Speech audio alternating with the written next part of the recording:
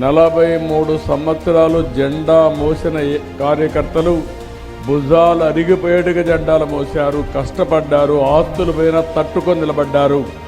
అలాంటి కార్యకర్తల్ని పూర్తిగా ఆదుకునే బాధ్యత పార్టీ నాయకత్వం పైన ఏ స్థాయిలో ఉన్నా కానీ.